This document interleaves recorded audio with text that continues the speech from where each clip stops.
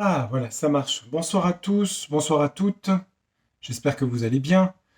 Ça fait 3 fois que j'essaie d'enregistrer ma vidéo.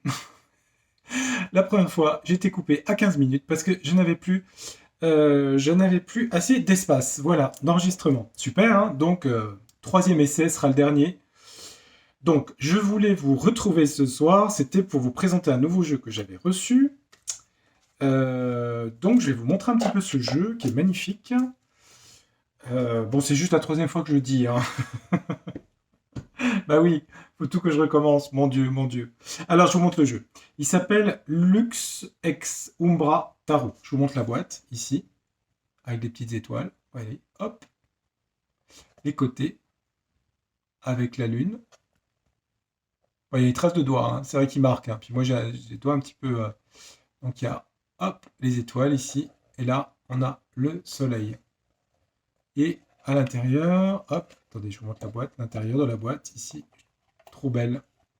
On a une clé ici dorée avec comme une constellation dorée d'étoiles. Et la phrase est marquée: La lumière surgit de l'ombre, light out of shadow. Voilà. Donc là, c'est une très très belle présentation, boîte de très belle qualité, hein. Noir très beau avec ce brillant ici. Donc, je vais vous montrer. Alors, si je retrouve où il est, ah voilà, c'est là. Donc, j'ai reçu un petit carton de remerciements.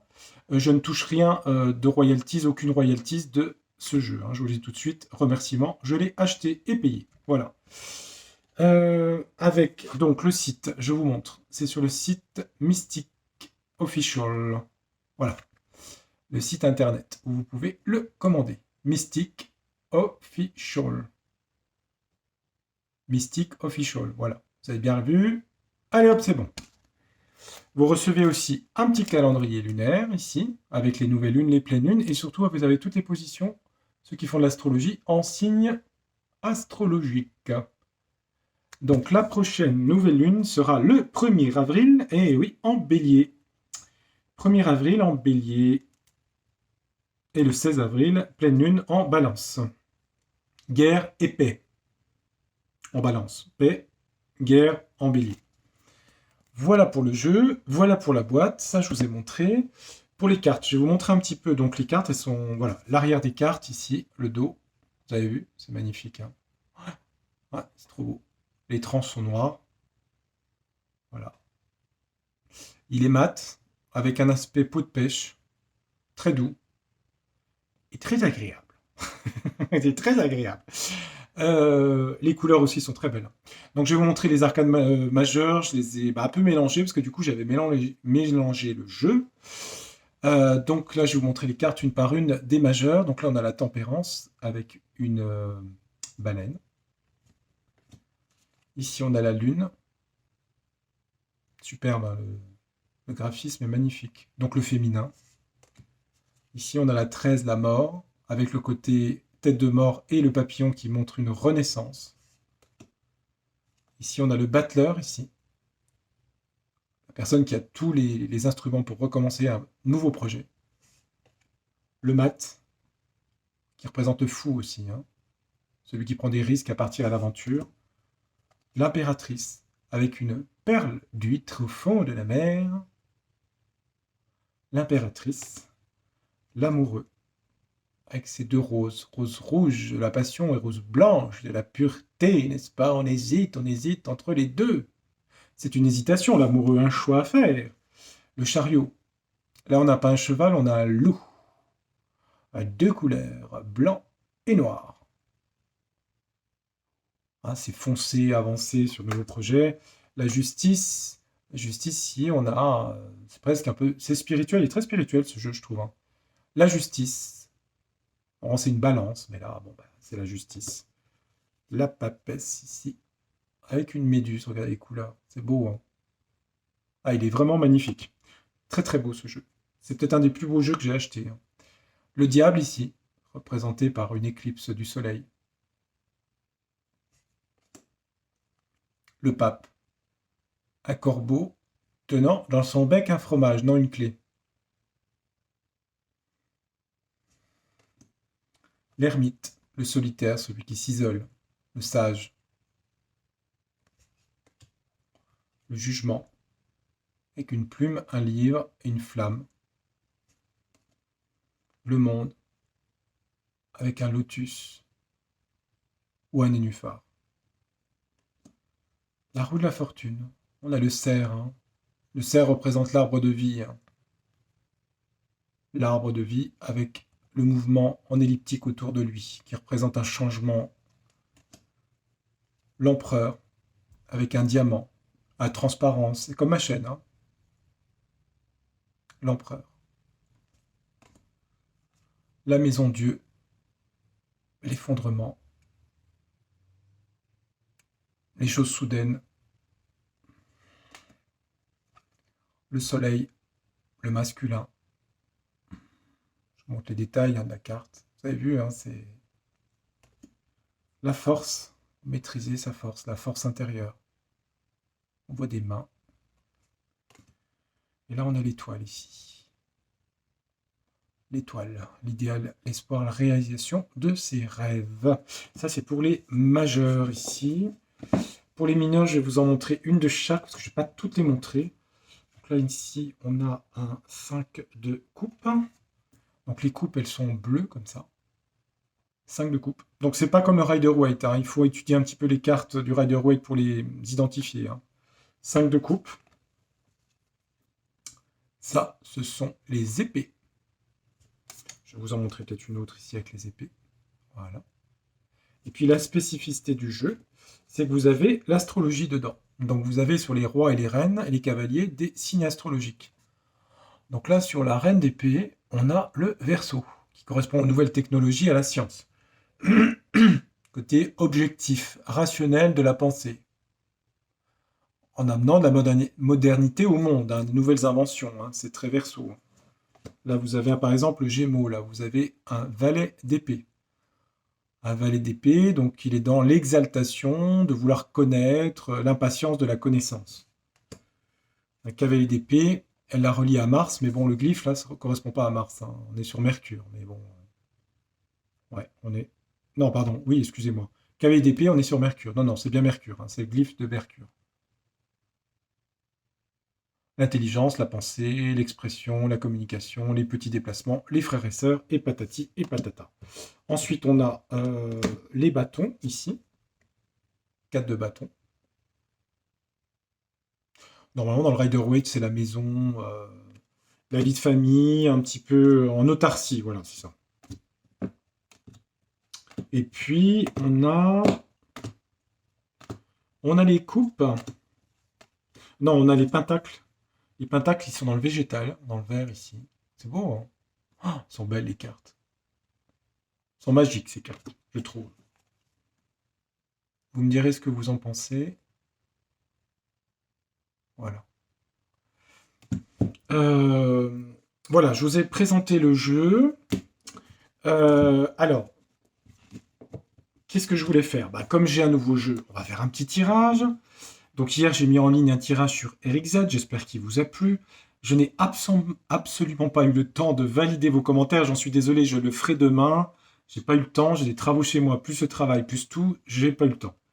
Là, j'ai pris un peu le temps pour refaire la vidéo, puis là, ça fait 3 fois que j'enregistre, donc autant vous dire que je suis persévérant, n'est-ce pas? Et puis j'ai plaisir aussi de partager avec vous ma passion. Qu'est-ce que je voulais dire? Alors, je vais faire un tirage de cartes. Oui, c'est ça que j'ai dit dans l'autre, parce que du coup, j'ai répété plusieurs fois la même chose.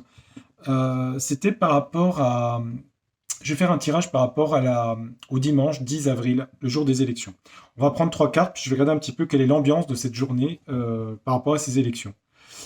À ce propos, beaucoup de chaînes YouTube de mes consoeurs et confrères ont fait évidemment des vidéos sur les élections présidentielles, soit de façon générale, soit en parlant de candidats comme moi je l'ai fait sur Éric Zemmour, Valérie Pécresse, Emmanuel Macron, etc. etc. Après, je voulais juste signifier une chose, c'est que ces périodes d'élection, puisque je fais de l'astrologie, correspondent à une conjonction de Jupiter et Neptune.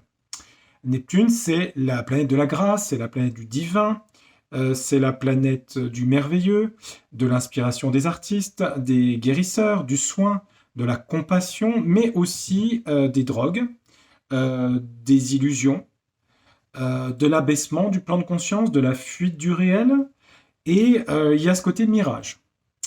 Donc Jupiter qui a tendance à faire effet loupe, c'est-à-dire à exagérer le côté neptunien. Donc Neptune donne ce côté protéiforme, ce côté illusion, ce côté mirage, ce côté brouillard. On a l'impression qu'on ne voit pas trop où on va avec Neptune. Bon, il est exalté puisqu'il est en Poisson et Jupiter est également dans son signe avec le Sagittaire. Jupiter est maître du Poisson et du Sagittaire, pour des raisons différentes. Jupiter est lié à la foi en Poisson et à l'intégration socio-professionnelle en Sagittaire. Donc, qu'est-ce que je voulais dire? Je voulais dire qu'en fait, au niveau médium, voyant, ou genre tirage de cartes, etc., c'est vrai que on a l'impression qu'il va se passer quelque chose de pas habituel. Ça peut être au niveau météorologique, avec de l'eau, ou des océans, puisque Neptune représente l'océan, donc quelque chose avec des débordements d'eau, pas forcément en France, ça peut être ailleurs, ou quelque chose de cet ordre-là. Et puis, on a l'impression qu'on sait quelque chose d'un peu mirage, on ne sait pas trop. Une euphorie un peu, voilà. Donc, c'est vrai que pour nous qui faisons des tirages sur ces élections, ben, on voit des choses bizarres, en fait, se passer. Alors, est-ce qu'on est... on est tous, de toute façon, influencés par Neptune, hein. Moi le premier, puisque je suis du signe du Poisson, mais on l'est tous, hein, de toute façon, hein. Donc voilà. On verra bien ce qui va arriver. De toute façon, le plan divin, nous ne sommes pas Dieu, hein. On a des messages. Est-ce qu'on se plante sur nos messages? C'est possible. J'en sais rien. On les transmet. Après, sur les vidéos du passé que j'ai fait, sur le pass, sur beaucoup de choses, finalement, j'ai eu raison. Mais peut-être que, par exemple, sur XZ, je me suis peut-être planté. Peut-être qu'il peut réussir à l'élection présidentielle. J'en sais rien. J'avais fait l'élection sur avril. Vous avez regardé ma vidéo sur le mois d'avril. On verra si ce que je dis est vrai ou pas. Je ne sais pas, je peux me tromper, hein, les cartes peuvent se tromper, mon interprétation peut être mauvaise, j'en sais rien, on verra bien. Enfin, le but c'est de donner les messages, et donc je vais quand même, après ce préambule hyper long, hyper blablateur, non, je plaisante. Non, c'est important que vous compreniez aussi que l'astrologie est importante, parce que moi je me base aussi sur l'astrologie. Les cartes, j'ai confiance dans mes cartes, mais l'astrologie, je l'ai étudiée plus sur des choses du passé. En même temps, c'est vrai que la dernière fois qu'il y a eu une conjonction en 1856, je crois, Jupiter-Neptune, je sais pas s'il était en Poisson, je crois qu'il était en Poisson, mais je ne sais plus. Ouais, j'ai pas vérifié si c'était en Poisson. Ça apporte la paix de toute façon. Donc il y aura sûrement quelque chose par rapport à l'Est qui devrait normalement commencer à aller plus vers la diplomatie autour très probablement alors je vais vous donner la date exacte, de la pleine lune du 16 avril. Vous voyez, 16 avril, pleine lune en balance, l'harmonie, la diplomatie, l'écoute de l'autre, etc.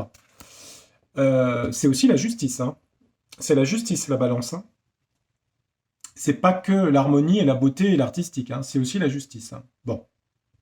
Donc, je vais faire un tirage pour voilà, juste 3 cartes pour aussi profiter du jeu, vous en faire profiter, pour voir un petit peu les énergies. J'espère que je vais pas trop me planter parce que bon, je l'ai pas trop utilisé, hein. C'est pas la première fois, j'en ai fait un ce matin. J'en ai fait 2 pour être franc ce matin, à des gens que je connais. Et puis voilà, je vais regarder pour le dimanche, donc c'est le 10 avril, je crois. Donc je vais regarder un petit peu l'ambiance dans les cartes, je vais les battre parce que là, du coup, il faut que je les mélange pas mal. Et on va regarder, donc je mélange arcane majeur, arcane mineur, comme je fais à chaque fois. On va faire une coupe aussi. Donc, est-ce que les cartes peuvent me donner voilà, une indication sur la France pour le dimanche 10 avril 2022? Ah, il y a une carte qui s'est retournée, je vais vous la montrer. On a un roi de coupe. Regardez, je vous montre. La carte qui s'est retournée, c'est un roi de coupe. On est sur le cancer. Voilà. Comme m'a dit une amie, 69. Non, c'est pas 69. C'est le glyphe du cancer. C'est quelqu'un de maternant. C'est un homme maternant, sensible, directif et maternant en même temps. Alors, c'est un homme tout en douceur, le roi de coupe. C'est un mécène ou c'est un guérisseur, un médecin, quelqu'un qui a une importance, mais qui est quand même dans la bienveillance par rapport aux enfants, aux familles, à sa patrie. En même temps, le cancer, c'est relié aussi à la patrie et à la nation. Donc, évidemment, roi de coupe veut dire élection présidentielle, évidemment. Hein, le cancer, c'est tout ce qui est lié à son lieu de naissance et à son pays, ses origines. Donc, le roi de coupe, ça ne veut pas dire qu'il y a un homme qui va sortir du lot qui n'était pas prévu, ça veut dire que c'est les élections du président de la France, puisque c'est la nation, le cancer. Voilà. Si vous êtes du signe du cancer ou ascendant cancer, vous avez compris ce que je voulais dire. Tout ascendant cancer reste habité pas très loin de sa maman, de ses parents ou de ce lieu de naissance. N'est-ce pas? Pour ceux qui sont ascendant cancer, la lune est dominante et les cycles lunaires sont très importants. Mais je ne vais pas faire tous les ascendants. Hein. Ascendant cancer. C'est apprendre à gérer son hypersensibilité. Mourir aux images du passé, grandir, maturer, avec l'autre en maison 7 en Capricorne. Donc c'est souvent des gens qui cherchent des gens de saturniens, c'est des gens matures, sages, parfois un peu autoritaires, hein, saturniens hein, aussi. Hein. Réaliste, on va dire. Voilà, réaliste, mature, adulte. Il y a un côté un petit peu immature chez les cancers, souvent. Enfantin. Parfois un peu capricieux, parfois. Tellement dans le merveilleux et tellement... C'est un signe qui est assez merveilleux, le cancer, quand on accepte les changements d'humeur, en fait. Mais c'est un signe vraiment qui peut être comme la